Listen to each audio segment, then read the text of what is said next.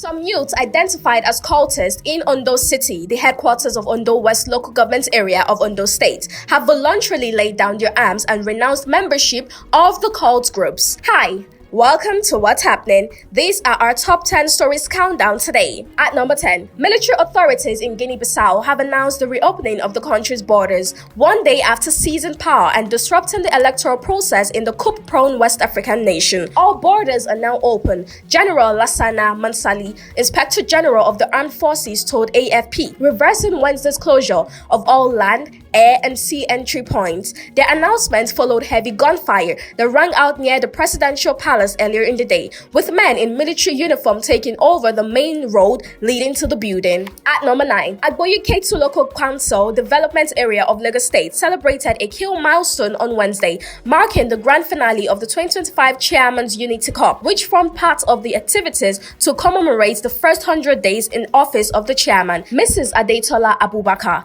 The football tournament, designed to promote grassroots development and youth engagement, drew a large crowd and energized the community. Young people in the LCDA lauded the chairman for prioritizing youth empowerment and providing platforms that encourage talent discovery. At number 8, Bandits have launched another deadly attack in Palliata community, Arena Ward, Shiroro local government area of Niger State, abducting 24 people including pregnant women from a rice farm. A source in the community said the attackers struck at about 2 p.m. on Wednesday while residents were harvesting their crops. Despite Palliata being only 5 kilometers from a military base in Arena, the bandits reportedly escaped with the victims before security personnel could respond. At number 7, renowned Islamic scholar and Rev. Cleric Sheikh Dahiru Usman Bauchi is dead. The highly respected Darika scholar, born on June 29, 1927, died on Thursday, November 27, 2025. Sheikh Dahiru was widely regarded as one of the most influential Islamic figures in Nigeria and beyond. He spent his life promoting Islamic teachings, advancing Quranic education, and mentoring students in the memorization and recitation of the Holy Quran. For decades, he led thousands of disciples and made remarkable contributions to Islamic scholarship and spiritual development. At number 6, the Senior General Manager Corporate Communications at Dangote Industries Limited, Sunday Esson, has said Dangote Refinery has saved Nigeria more than 10 billion naira annually in foreign exchange by replacing fuel imports with locally refined products.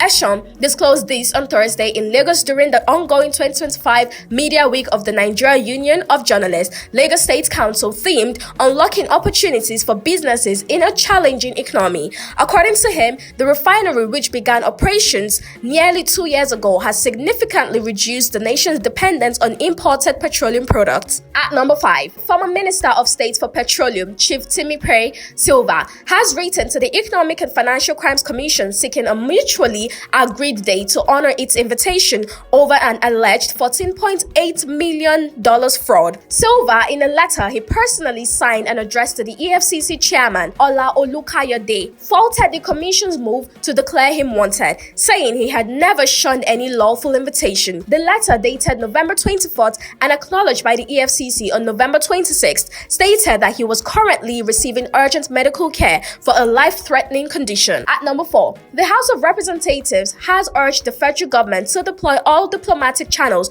to secure the safe return of former President Goodluck Jonathan, who is trapped in Guinea-Bissau following a military coup in the country. Jonathan is in Guinea-Bissau as part of a joint African Union, ECOWAS and West African Elders Forum mission to monitor last weekend's presidential election when the coup erupted. At number 3, operatives of the state anti-kidnapping squad of the Ondo State Police Command have rescued a couple and arrested a suspected kidnapper in Ita Ogbolu community, Akure North local government area of the state. The public relations officer of the command, Olushola Ayonlade, made this revelation on Wednesday in Akure, the state's capital. At number 2, Governor Diko Radda of Katsina on Wednesday signed the 2026 budget into law, just 22 days after its November 4th presentation to the State House of Assembly, titled Building Your Future. 3. The 897,252,252,000.05 naira budget is a first of its kind for Katsina, comprising 81% capital expenditure, 18% recurrent, prioritizing development over bureaucracy. During the ceremony at the council chamber, Radda hailed the swift passage as a sacrifice for the people, stressing unity and harmonious relations between the executive, legislature, and judiciary. At number 1, some youths identified as cultists in Ondo City, the headquarters of West Local Government Area of Ondo State, have voluntarily laid down their arms and are renounced membership of the cult groups. The Public Relations Officer of Ondo State Police Command, Olushola Ayonlade, disclosed that the collaborative engagement underscores the role of community partnership in addressing long-standing security concerns. That's all for today. See you next time on What's Happening.